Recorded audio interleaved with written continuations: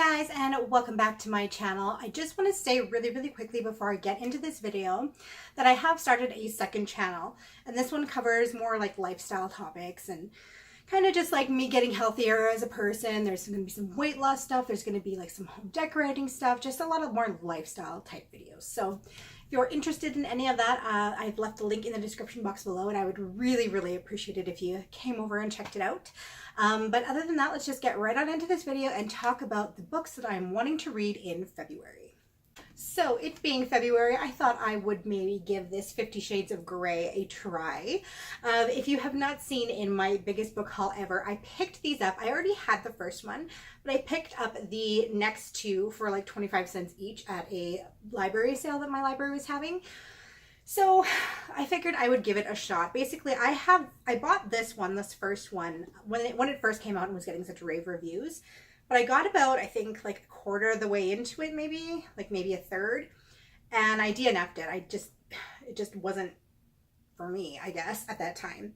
But since it is the month of love, I thought maybe I would give it a second shot. And since I got the second two books, I thought, why not? I mean, everybody knows what 50 Shades of Grey is about. I'm not going to go into the whole plot, but I'm going to give it a shot again, and we'll see.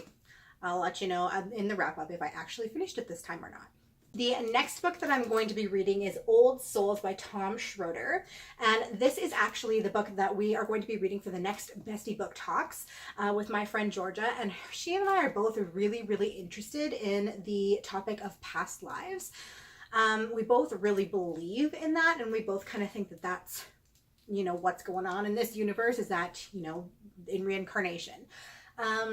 And this book discusses that. So it is the scientific evidence for past lives. Let me just read you the synopsis of it. It says, at the age of 2, Daniel Jardy claimed to be a 25-year-old mechanic who died in a car crash before Daniel was born. He named the dead man's hometown and the friend who was behind the wheel on the fatal night. The mechanic's family heard of the claims and made an unannounced visit. They say the boy instantly recognized him and named his sister. At 25, Susie Gaynham still dotes on the man she says was her husband in a previous life, and he has done so ever since she began calling it his name as a toddler. The girl's devotion causes the old man nothing but trouble in his family, but he believes her since she told him things that only his dead wife could know. As soon as little Preety could speak, she begged to be taken to her real family in a town she'd never seen before. She named a mother and a father whose teenage daughter had died the year Preety was born. And when she was brought to their home, she recognized and named the girl's brothers and sisters. Nobody could persuade a little suburban Virginia boy that he had not owned a farm in a previous life. Then, one day, while he and his parents were out driving near their new development, he began to yell. The farm, with cows and a shed, would be around an unfamiliar bend. They rounded the curve to see an old farmhouse with cows grazing nearby. No shed. The boy's mother started to tell him he was mistaken. Then the shed appeared just beyond the trees. These are among the many cases that psychiatrist and scholar Dr.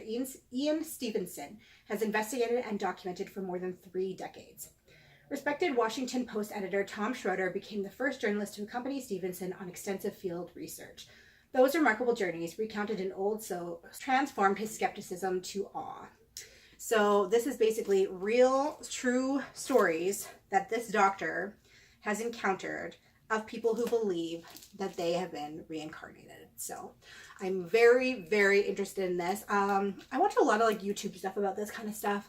Ray has a podcast with her husband, Josh Thomas, I think is his last name, and they are called Mild Higher Podcast, and they did a whole episode about reincarnation. It's super interesting, and I love that podcast. I'm always listening to it.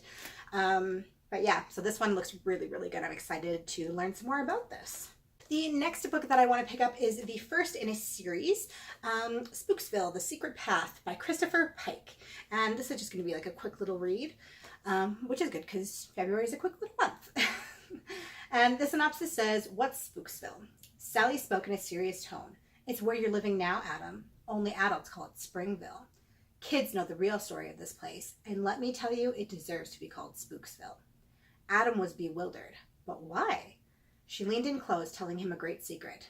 Because people disappear here. So this one almost reminds me a little bit like a Goosebumps book. And I mean, the type is The font is pretty large as well, so I'm pretty sure this won't take me very long to get through, but it looks really cute, and I'm excited to add something like this to my TBR. So the next couple of books that I want to read are actually audiobooks, and typically I don't have my audiobooks picked out the month before, but this time I do, because I'm already in the process. It's still January right now while I'm filming this, and I had just started Stephen King's It, which is like 22 or 23 hours long. So that might take a while. So I'm not going to go into what that's about. I think everybody knows what Stephen King's It is about. But yeah, I'm going to be listening to the audiobook for that. And so far, I'm like barely into it at all. I think I've listened to 2 hours, maybe 3 hours of it. It's very, I mean, I struggle with Stephen King a lot for this reason. But his books are always like, there's just so much like foul language and just like, I don't know, like there's quite a bit of homophobicness surrounding the characters in this book so far, and it's just not something that I particularly enjoy reading. And I know this was written in a different time. I mean, I think it was written in the 80s, so I mean, things were different back then, but today, like just hearing those words, they kind of shock you because you don't really hear that nowadays. So yeah, I'm kind of struggling with it a little bit already, just from that aspect alone. Yeah, and just a lot of his books are like that. They're just very crass, and sometimes I'm just not the biggest fan of that, so we'll see how it goes. But so far, I am right now reading Stephen King's It. And the next audiobook, if I happen to finish that one this month, which I'm not 100% sure I will because that's very, very long, but the next book that I had picked out on audiobook is called The Little Shop of Found Things.